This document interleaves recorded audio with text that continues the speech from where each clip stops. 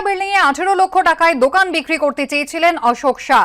Torch লাইটের পাইকারি ব্যবসার জন্য দোকান ছিল অশোক শাহের। ব্যবসায় মন্দা চলায় তিনি দোকান বিক্রি করতে চেয়েছিলেন।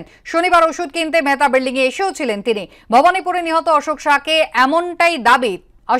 নিয়ে এমনটাই দাবি করেছেন স্থানীয় ব্যবসায়ীরা। কিন্তু কেন এত কম দামে দোকান তিনি বিক্রি করতে চেয়েছিলেন, কেন বাড়ি দোকান বিক্রি করতে চেয়েছিলেন অশোক শাহ, তা নিয়ে এখনো ধোঁয়াশা রয়েছে।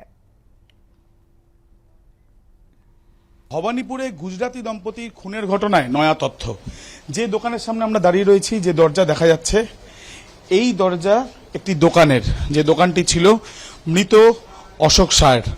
কয়েক বছর আগেই তিনি এই দোকান বিক্রি করেছেন একটি অমর স্টোর্স নামে একটি সংস্থাকে, এবং সেই সংস্থার তরফ থেকে যেটা জানানো হচ্ছে যে কয়েক বছর আগেই তারা বিক্রি করে দিয়েছেন এই দোকানটিকে, এবং কয়েকজনকে তিনি জানিয়েছিলেন অশোক শাহ যে 18 লক্ষ টাকার বিনিময়ে এই দোকান তিনি বিক্রি করতে চান। টর্চ এবং অন্যান্য সামগ্রী এখান থেকে বিভিন্ন জায়গায় হোলসেলে সাপ্লাই হতো, কিন্তু সেইভাবে ব্যবসা হচ্ছিল না, এমনটাই তার পরিচিতরা জানাচ্ছেন, এবং সেই জন্যই দোকান তিনি বিক্রি করে দিতে চেয়েছিলেন।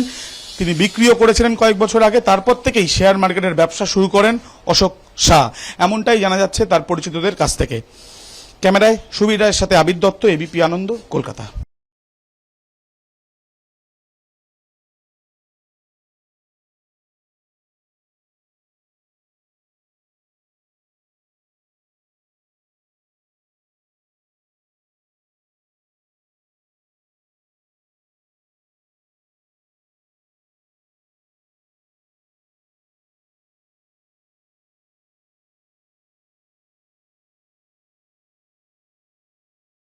মেধা বিল্ডিং এ 18 লক্ষ টাকায় দোকান বিক্রি করতে চেয়েছিলেন অশোক শাহ।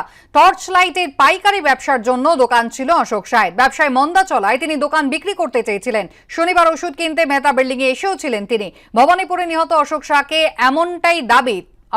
নিয়ে এমনটাই দাবি করেছেন স্থানীয় ব্যবসায়ীরা। কিন্তু কেন এত কম দামে দোকান তিনি বিক্রি করতে চেয়েছিলেন, কেন বাড়ি দোকান বিক্রি করতে চেয়েছিলেন অশোক শাহ, তা নিয়ে এখনো ধোঁয়াশা রয়েছে।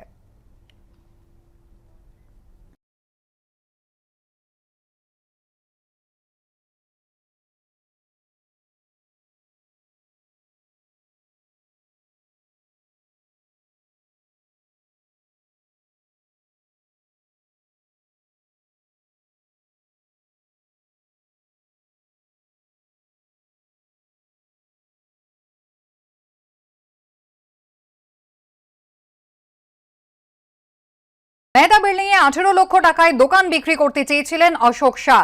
টর্চ লাইটের পাইকারি ব্যবসার জন্য দোকান ছিল অশোক শাহের। ব্যবসায় মন্দা চলায় তিনি দোকান বিক্রি করতে চেয়েছিলেন। শনিবার ওষুধ কিনতে মেধা বিল্ডিং এ এসেও ছিলেন তিনি। ভবানীপুরে নিহত অশোক শাহকে